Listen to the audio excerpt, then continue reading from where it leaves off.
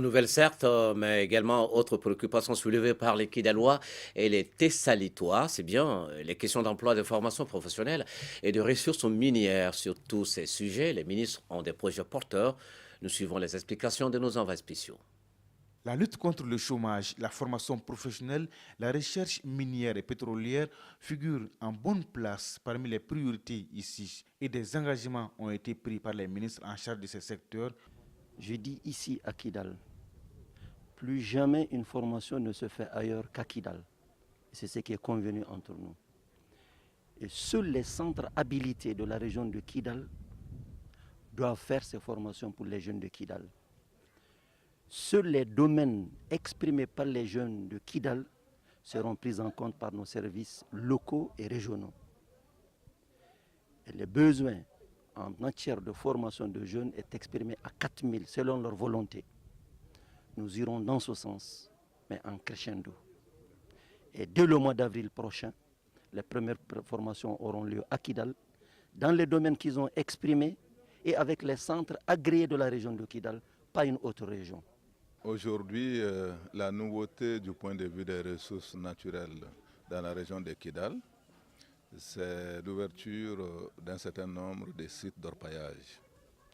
Et curieusement, cela n'était jamais arrivé, mais aujourd'hui, dans la région de Kidal, notamment aux alentours de la ville même de Kidal, il y a beaucoup de sites où les orpailleurs sont à l'œuvre et d'après les renseignements que j'ai recueillis, ils gagnent plutôt bien.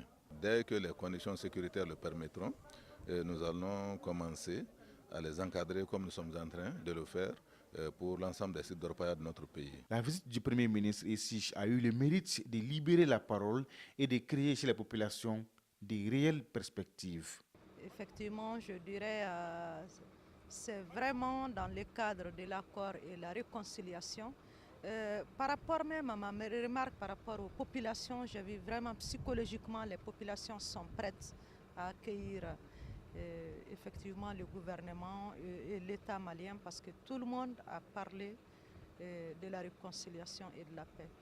Nous sommes très heureux d'être ici. Et je pense que tout ça, c'est à l'actif aussi du Premier ministre, chef du gouvernement.